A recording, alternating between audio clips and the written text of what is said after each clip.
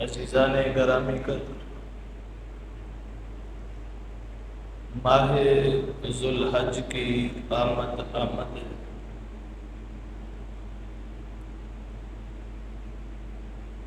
اس مہینے کی ایک خاص اور بڑی عبادت حج ہے۔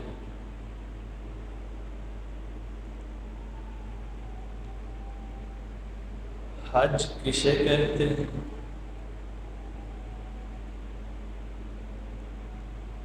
حج کہاں ہوتا ہے؟ حج کے کیا ارکان ہیں؟ حج کی کتنی اقسام ہیں؟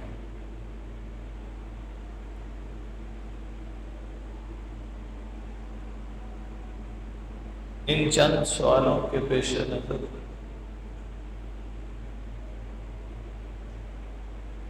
کچھ گزارشات عرض کروں گا۔ حج دین اسلام کا پانچواں اہم رکن ہے۔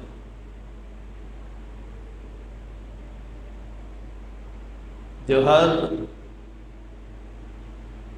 صاحب نصاب، صاحب حیثیت، عاقل بالغ مسلمان پر زندگی میں ایک بار فرض ہوتا ہے۔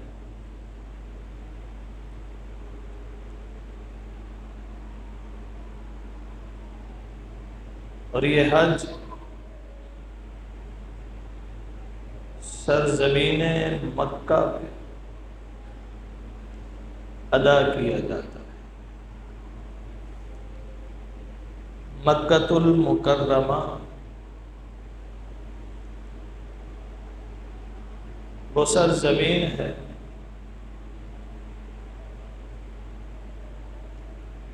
جہاں خالق کائنات نے سب سے پہلا گھر بنا۔ ان اول بیت وضع للناس للذی ببکۃ مبارکا وہدی للعالمین۔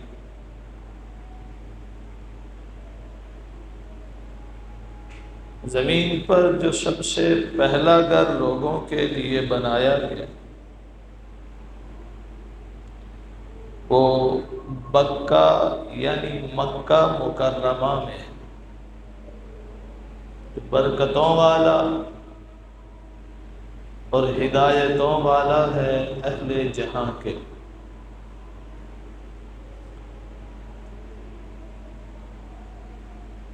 اس آیت کی تفسیر میں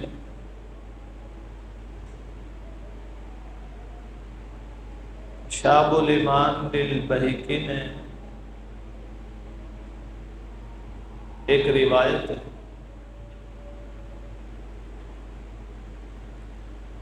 کہ جب اللہ تعالیٰ نے حضرت آدم علیہ الصلوات والتسلیمات کو تخلیق فرمایا،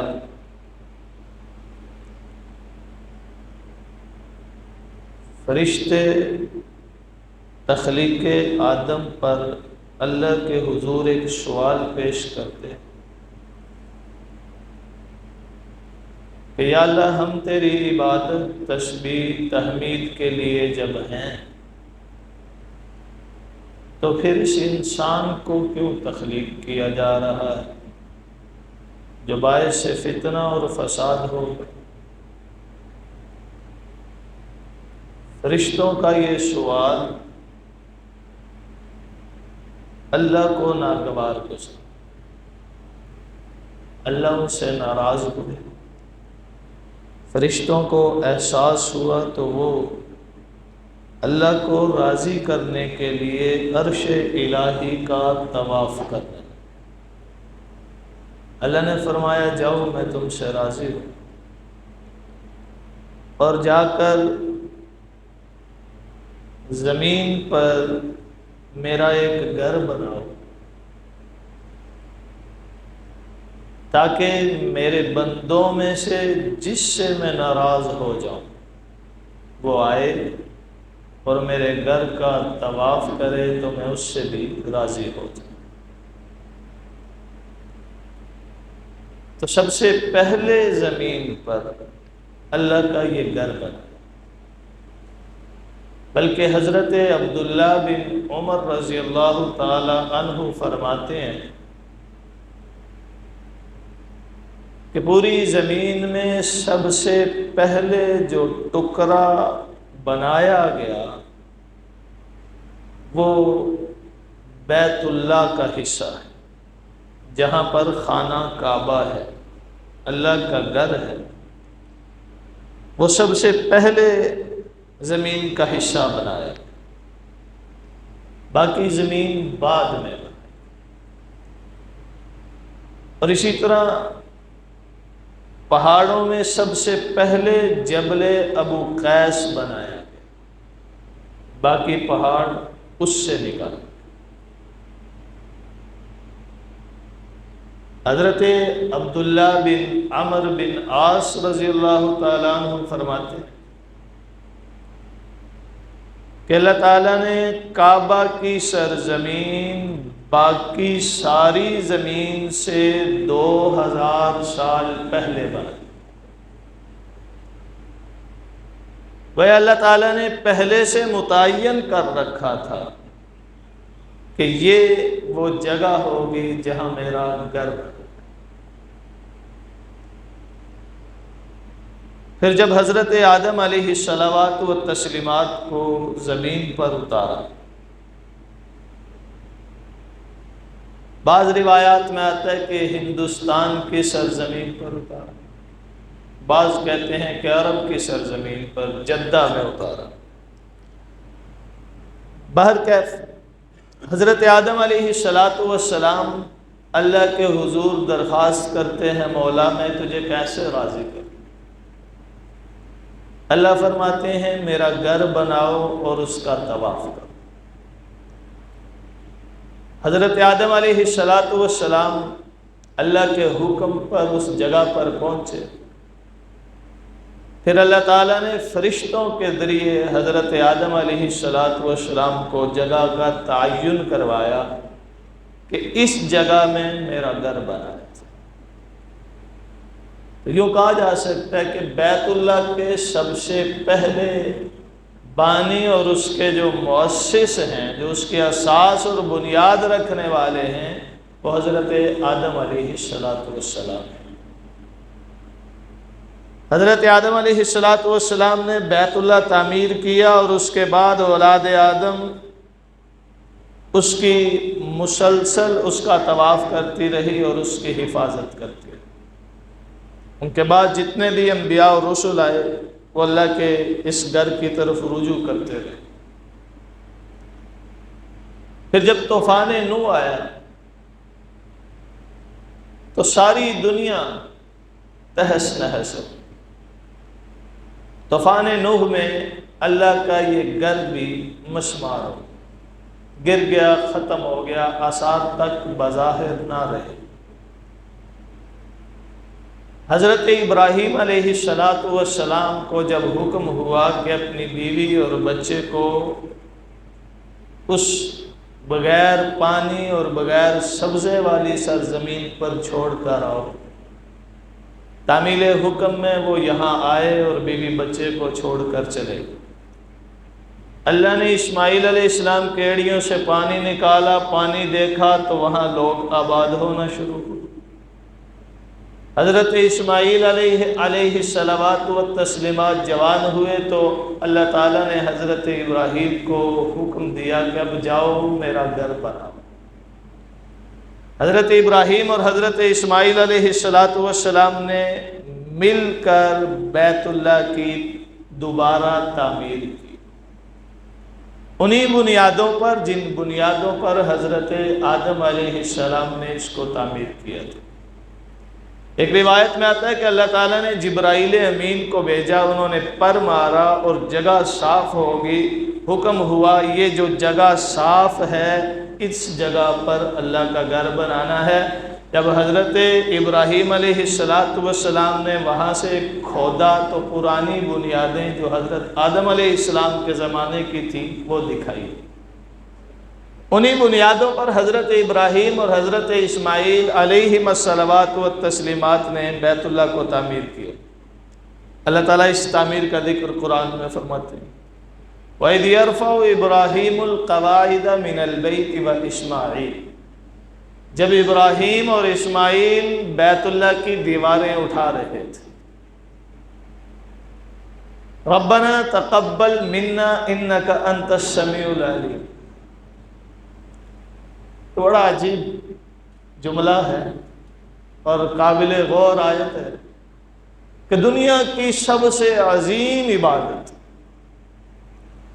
دنیا کا سب سے عظیم کام عظیم لوگ کر رہے ہیں کہ نبی سے بڑھ کر کوئی اور عظیم نہیں ہوتا، پھر ایک نہیں دونوں نبی ہیں، ابراہیم علیہ السلام بھی اور اسماعیل علیہ السلام۔ اور کام کیا ہے؟ بیت اللہ کی تعمیر، کہ اس سے بڑھ کر اور کوئی عظیم کام ہی نہیں۔ انتہائی اخلاص اور للہیت کے ساتھ کرنے والی ہستیاں، لیکن عاجزی کا عالم یہ ہے کہ وہ کام کرتے ہوئے بھی دعا کرتے ہیں، ربنا تقبل منا، کہ اللہ ہماری اس نیکی کو قبول کرنا۔ ہم دو نفل پڑھ لینا ہم اکڑ جاتے ہیں، میں تو ولی بن گیا، میں تو بڑا عبادت گزار اور پہنچی سرکار بن گیا ہوں، کسی کو کچھ دے دیں تو اپنے تئیں بڑے پہنچے ہوئے بن جاتے ہیں۔ اتنا عظیم کام کر کے بھی عاجزی کا یہ عالم ہے کہ اللہ کے حضور درخواست کرتے ہیں، یا اللہ ہماری یہ نیکی قبول کیجیے، انک انت السمیع العلیم، بے شک تو ہی سب کچھ سنتا اور سب کچھ دیکھتا جانتا ہے۔ تو بیت اللہ کی تعمیر حضرت ابراہیم علیہ السلام نے دوبارہ، جب بیت اللہ کی تعمیر کرتے ہوئے حجر اسود کے مقام تک پہنچی، حضرت ابراہیم علیہ السلام نے بیٹے حضرت اسماعیل سے فرمایا کہ بیٹا کوئی ایسا پتھر لے کر آؤ جو یہاں رکھا جائے، فٹ بھی آئے اور خوبصورت بھی لگے۔ یہ مختلف 6-7 پہاڑوں سے پتھر اٹھا کر حضرت ابراہیم علیہ السلام نے بیت اللہ کی دیواریں اٹھائی تھی۔ اب حضرت اسماعیل ایک پتھر لائے، فرمائے یہ بھی نہیں صحیح، دوسرا لائے یہ بھی نہیں صحیح، پھر آواز آئی ابراہیم یہاں کا پتھر ہمارے پاس ہے، ہم بھیجے دیتے ہیں۔ پھر اللہ تعالیٰ نے آسمانوں سے وہ حجر اسود اتارا۔ یہ وہی پتھر تھا جو حضرت آدم علیہ السلام نے بھی اسی مقام پر رکھا تھا۔ طوفان نوح کے بعد ایک روایت میں آتا ہے اللہ نے اسے دوبارہ اٹھا لیا تھا، دوسری روایت یہ ہے کہ اس پتھر کو جبل ابو القیس میں اللہ نے امانتاً رکھ دیا تھا۔ تعمیر کے وقت حضرت ابراہیم علیہ السلام کو حکم ہوا کہ جبل ابو القیس فلاں جگہ پر وہ پتھر پڑا ہے، اٹھا کے لائیے، وہاں سے لایا گیا اور یہ حجر اسود رکھا گیا۔ بیت اللہ کی تعمیر مکمل ہوئی تو پھر حکم ہوا ابراہیم اب کھڑے ہو جاؤ، وَأَذِّن فِي النَّاسِ بِالْحَجِّ، آواز لگاؤ لوگوں کو حج کی، کھڑے ہو کر آواز دو لوگوں کو کہ حج کریں۔ الناس پوری کائنات کے لوگوں کے لیے بولا جاتا ہے، کائنات کے لوگوں کو آواز دو کہ آئیں حج کریں۔ ابراہیم علیہ السلام نے سوال نہیں کیا کہ یا اللہ میں کیسے سب کو آواز دوں، بلکہ حکم کی تعمیل میں ایک بلند ٹیلے پر کھڑے ہوئے اور لوگوں کو آواز دیا، آؤ اللہ کے گھر کا حج کرو، طواف کرو۔ اللہ تعالیٰ نے اس آواز کو پوری کائنات کے لوگوں کی سماعتوں تک پہنچایا، بلکہ مفسرین لکھتے ہیں کہ جس نے حج کرنا ہے قیامت تک، وہ صلب در صلب جہاں بھی تھا، جیسے بھی تھا، اللہ تعالیٰ نے اس تک بھی وہ آواز پہنچائی، اور جس کے لیے حج ہونا ہے اس نے لبیک اللہم لبیک کی صورت میں جواب دیا۔ تو ابراہیم علیہ السلام کی یہ صدا، اور پھر اس کے بعد اس گھر کا مسلسل آواز۔ ابراہیم علیہ السلام کے طواف کے بعد اس کا طواف رکا نہیں، اگرچہ بیچ میں غلط عقائد و نظریات کے حاملین بھی آتے رہے، مشرکین بھی آئے، وہاں بت بھی رکھ لیے، لیکن بیت اللہ کا طواف جاری، بہر صورت اللہ کے گھر کی تعظیم اور حرمت باقی ہے۔ مشرکین باوجود طرح طرح کے باطل نظریات عقائد کے حامل ہونے، بیت اللہ کے بارے میں کمپرومائز نہیں کرتے۔ حضور علیہ السلام کے دادا عبد المطلب جب معلوم پڑا کہ، بلکہ اس واقعہ کا اگر تھوڑا سا اور پیچھے جائیں کہ یہ ہوا کیوں تھا، تو ابرہہ لشکر لے کر یہاں آیا کیوں تھا، اصل بات یہ تھی کہ حبشہ کے لوگوں نے ایک ماڈل بنایا تھا بیت اللہ کا، کہ ہمارے لوگ یہاں سے اتنی دور وہاں بیت اللہ کا طواف کرنے جاتے ہیں، یہی کر لیا کریں گے، اتنی دور جانے کی ضرورت نہیں۔ بیت اللہ کا ماڈل کہاں بنایا؟ حبشہ میں۔ عربیوں کو یہ برداشت نہیں ہوا، بیت اللہ کی محبت دل میں اس قدر پیوست ہو چکی تھی کہ وہ اللہ کے گھر کا ماڈل بھی برداشت نہ کر سکے، باوجود مشرک ہونے کے۔ میں یہاں ایک بات عرض کیا کرتا ہوں کہ وہ مشرک تھے، کافر تھے، بے ایمان تھے، ہم ان کے لیے جہنمی ہونے کے فتوے دیتے ہیں، لیکن وہ بھی یہ گوارا نہیں کرتے تھے کہ بیت اللہ کا ماڈل بنایا جائے، اور ہم یہاں گلی کوچوں میں بلکہ نالیوں کے اوپر بیت اللہ کے ماڈل بنا کے رکھے ہوتے ہیں 12 کلو۔ کھلی گستاخی، بے ادبی۔ بیت اللہ کا ماڈل حبشہ میں بنایا، عربی جا کر وہاں پیشاب کرایا کہ تم اللہ کے گھر کی توہین کرتے ہو، ماڈل بناتے ہو۔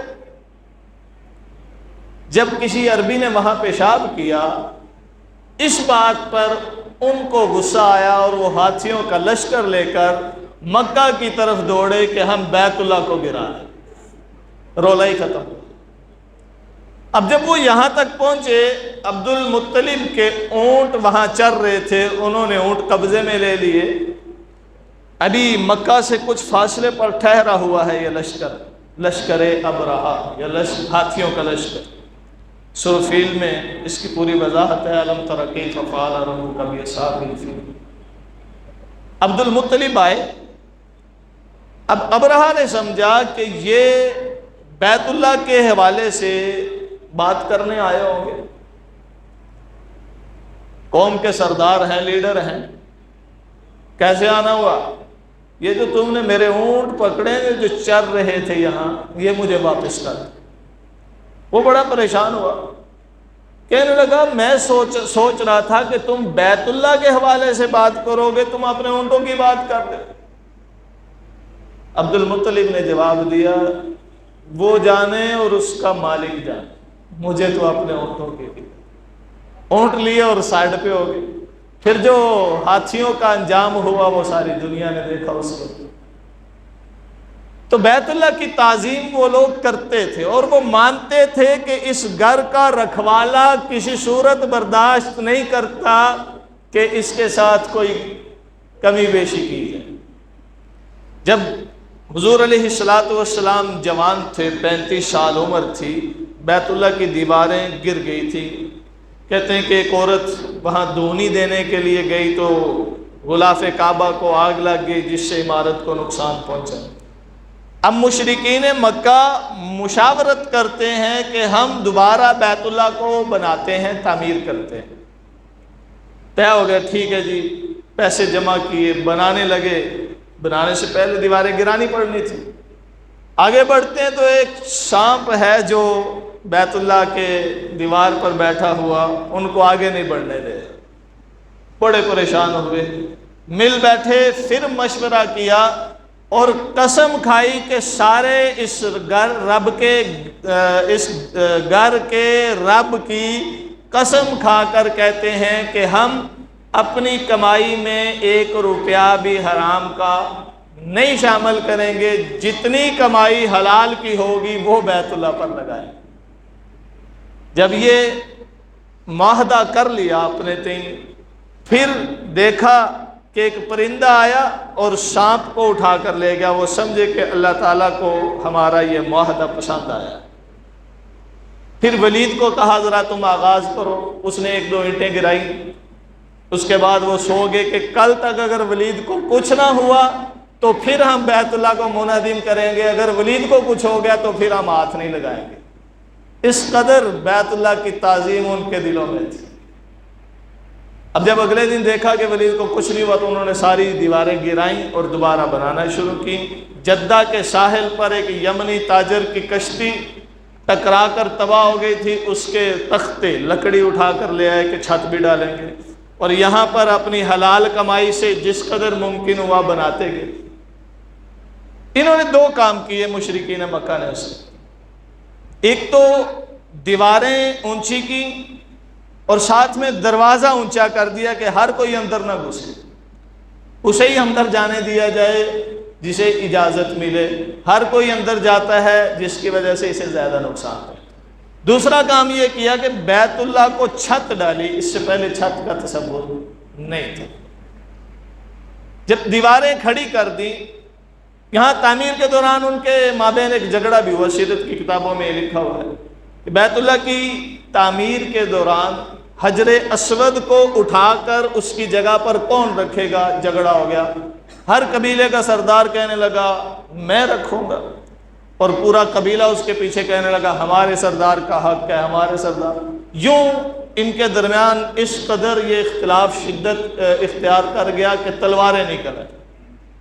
خیر یہ بات انہوں نے کی کہ کل جو سب سے پہلے اس گلی سے حرم میں آئے گا وہ جو فیصلہ کرے گا سب قبول کریں گے۔ سب نے اتفاق کر لیا۔ اگلے دن سارے صبح جا کر بیٹھ گئے، دیکھتے ہیں کون آتا ہے۔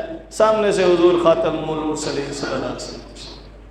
جب حضور کو دیکھا سب بیک زبان کہنے لگے محمد آئے ہیں، یہ تو صادق اور امین ہیں، ہمیں قبول ہے، یہ جو فیصلہ کریں گے ہمیں قبول۔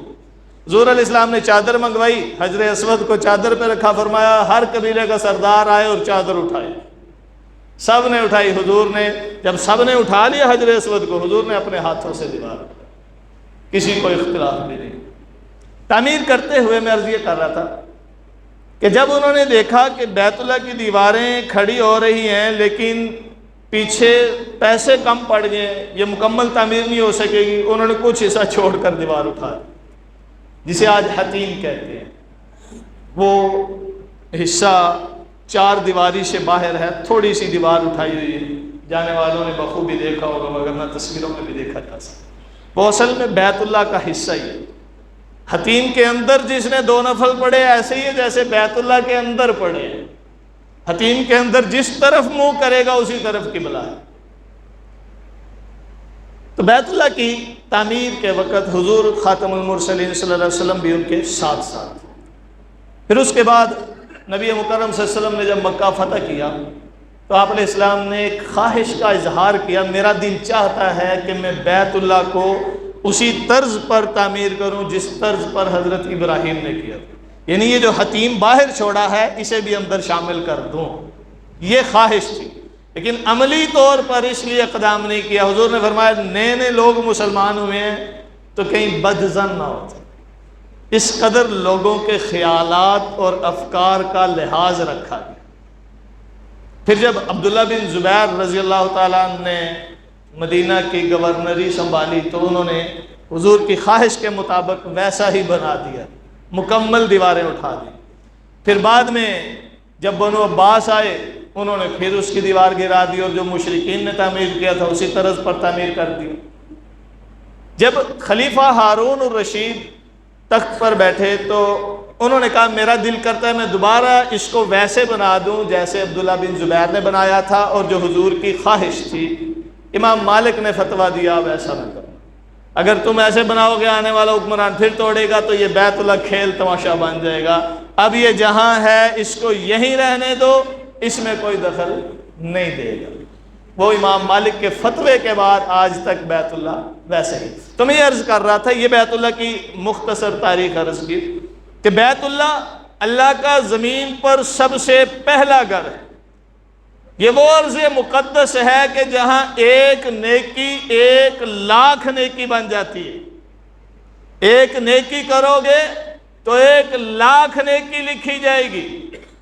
بیت اللہ وہ جگہ ہے جسے زمین کا مرکز کہا جاتا ہے، اور یہیں پر وہ فریضہ حج ادا ہوتا ہے جس کے لیے یہ گھر بنایا گیا ہے، جس کے لیے اس گھر کی تعمیر ہوئی تھی۔ حج کیا ہے؟ حج کے 3 ارکان ہیں: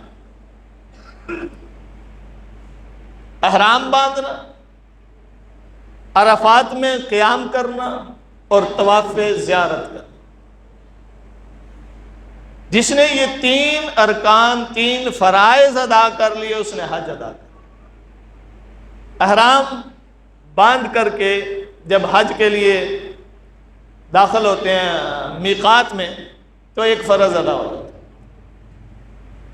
9 ذو الحج کی دوپہر میں یعنی زوال کے بعد سے 10 ذو الحج کی صبح صادق سے پہلے پہلے کسی وقت بھی میدان عرفات میں قیام کر لے، چاہے کچھ دیر کا ہی۔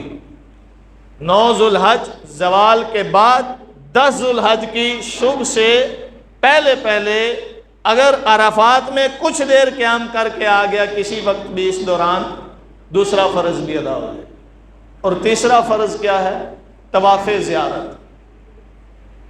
10 ذو الحج کی فجر طلوع آفتاب سے لے کر کے 12 ذو الحج کے غروب آفتاب سے پہلے، یعنی جو قربانی کا وقت ہوتا ہے، جو دورانیہ ہے قربانی کا، اس دورانیے میں ایک مرتبہ طواف کرے، طواف زیارت جسے کہتے ہیں، تو یہ تیسرا فرض پورا ہو جاتا ہے اور حج ادا ہو جاتا ہے۔ حج کی 3 قسمیں ہیں، ایک کو حج افراد کہتے ہیں، ایک کو حج قران کہتے ہیں، اور ایک کو حج تمتع کہتے ہیں۔ حج افراد یہ ہے کہ احرام باندھا اس نیت کے ساتھ کہ میں صرف حج کروں گا، عمرہ نہیں کروں گا، یہ حج افراد ہے۔ احرام باندھ کر اس احرام میں عمرہ نہ کرے، صرف حج کا فریضہ ادا کرے، یہ حج افراد کہلائے گا۔ اور یہ عموماً عرب کے لوگ کرتے ہیں جو وہاں پاس پاس رہتے ہیں، وہ 9 ذو الحج کو احرام باندھتے ہیں اور فرائض پورے کرتے ہیں، 11 ذو الحج کو فارغ ہو جاتے ہیں۔ دوسری قسم حج کی ہے حج تمتع۔ حج تمتع کہتے ہیں کہ ایک ہی احرام باندھنا اور اس کے ساتھ عمرہ کرنا، پھر حلق یا قصر کروا کے احرام کھول دینا، پھر دوسرا احرام باندھنا اور اس کے ساتھ حج کی نیت کرنا۔ یعنی ایک احرام باندھا، عمرہ ادا کیا، اور عمرہ ادا کرنے کے بعد قصر کروایا یا حلق کروایا اور احرام کھول دیا، دوبارہ میقات سے دوسرا احرام باندھا حج کی نیت سے اور حج کیا۔ تیسرا حج کا جو طریقہ ہے یا تیسری جو قسم ہے اسے کہتے ہیں حج قران۔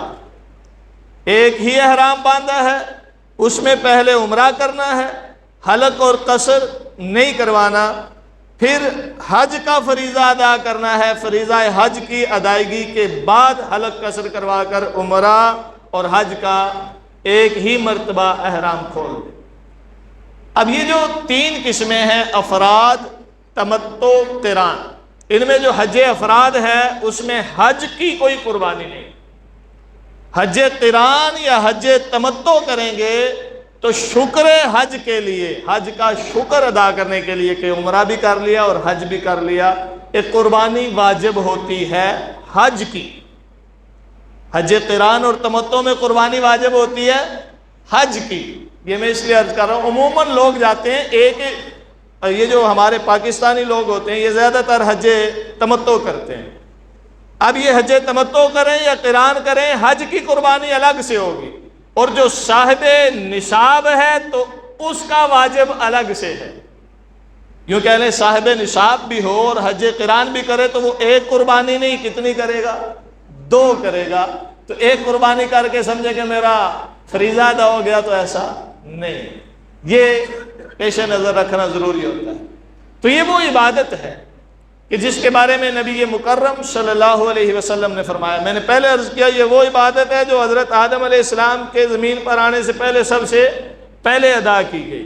حضرت آدم علیہ السلام سے شروع ہوئی، ہر نبی نے یہ عبادت کی، اور پھر حضور خاتم المرسلین صلی اللہ علیہ وسلم تک، پھر آپ کے بعد قیامت تک کی انسانیت کے لیے، مسلمانوں کے لیے بالخصوص یہ عبادت ہے کہ جو بھی آئے اللہ کے گھر کا طواف کرے، اللہ کا غصہ ٹھنڈا ہوتا ہے، اللہ کو منا سکتا ہے. اور پھر حضور نے فرمایا جس نے حج کیا بغیر کسی کو تکلیف پہنچائے، بغیر کسی کا حق سلب کیے، وہ ایسے ہی ہے جیسے ماں کے پیٹ سے جنم لے کر آتا ہے، یعنی گناہوں سے بالکل پاک صاف کر دیا جاتا ہے. تو یہ فریضہ ہم سب کا اجتماعی فریضہ ہے. ان فرائض سے آگاہی ہمارے لیے لازم ہے. ہم نماز، روزے، زکوٰۃ کو تو جانتے ہوتے ہیں لیکن حج کے متعلق نہیں جانتے. جو صاحب نصاب، صاحب حیثیت ہے، صاحب استطاعت ہے، اس پر زندگی میں ایک مرتبہ حج فرض ہے، اور وہ ساقط نہیں ہوتا. جس طرح نماز فرض ہے، جس طرح صاحب نصاب کے لیے زکوٰۃ فرض ہے، اسی طرح حج بھی صاحب نصاب، صاحب حیثیت اور استطاعت پر فرض ہے، اسے ادا کرنا ہے. ہاں اگر ایک بندہ اپنے تئیں کوشش کرتا ہے، ہر بار درخواست جمع کراتا ہے، حکومت کی طرف سے قبول نہیں ہوتی، اس میں وہ بری الذمہ ہے. اپنے تئیں وہ کوشش کرتا رہے جب تک کہ فریضے کی ادائیگی نہ ہو جائے. اللہ تعالیٰ سمجھنے، عمل کرنے کی توفیق بخشے.